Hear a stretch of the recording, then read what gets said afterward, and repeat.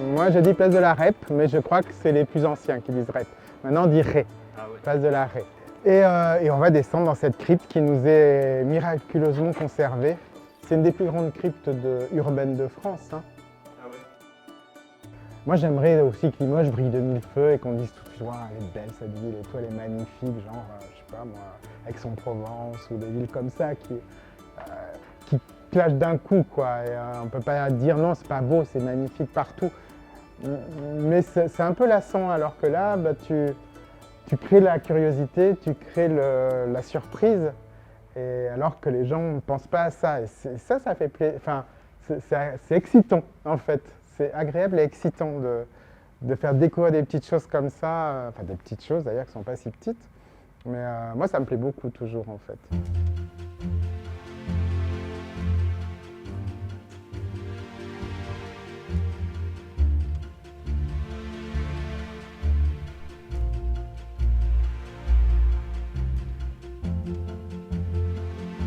T'as peur, hein?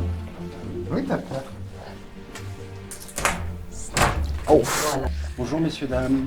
Quelle joie! Au Moyen-Âge, Saint-Michel avait son cimetière au pied de l'église. Toutes les églises avaient un petit cimetière au pied du bâtiment. Donc on a réuni tout ça tous ces messieurs, dames, pour les mettre dans un seul endroit. Et il y a une petite mise en scène, puisque tu vois que les crânes nous regardent tous, quoi, en fait. Oui, pas par hasard, avec des petites larmes de sang.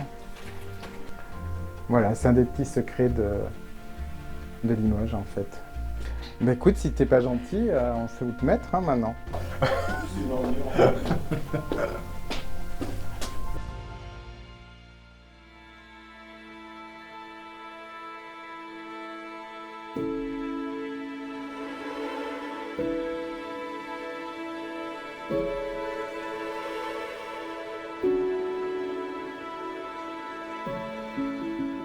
Mais en fait, il y a une double ville, il y a une ville souterraine, en fait. C'est des caves reliées, en fait, et complètement anarchiques, hein, et c'est bien le problème aujourd'hui, c'est que les gens creusaient sous leur maison, tombaient chez la voisine ou chez le voisin, faisaient une communication, et ça, de fil en aiguille, ça se faisait comme ça, mais il n'y a pas comme dans certaines villes, comme Arras, par exemple, où tu as un vrai plan d'urbanisation.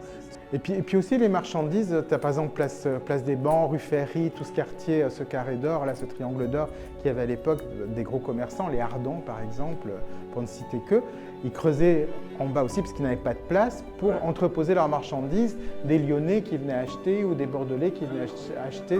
Ça servait de ville centralisée, c'est comme ça on était bien placés à l'époque. Hein. Et là, on voit le tuf, on voit bien le tuf dont je te parlais. Regarde, tu grattes avec le doigt. Hein. Les souterrains, maintenant, aussi depuis une quinzaine d'années, c'est notre visite phare de l'Office de tourisme, les souterrains.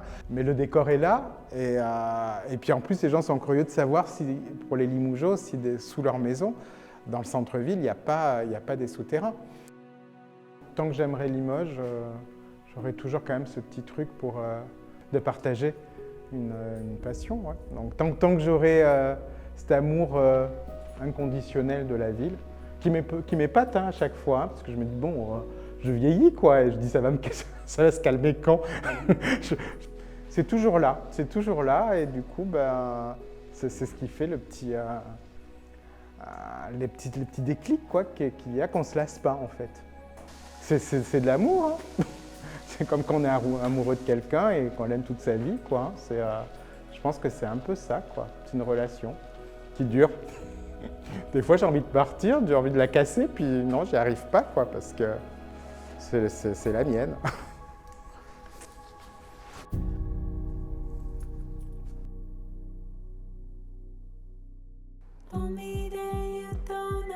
Qu'est-ce que tu portes comme chaussures, toi, d'ailleurs? Ah il y a des Unica, apparemment.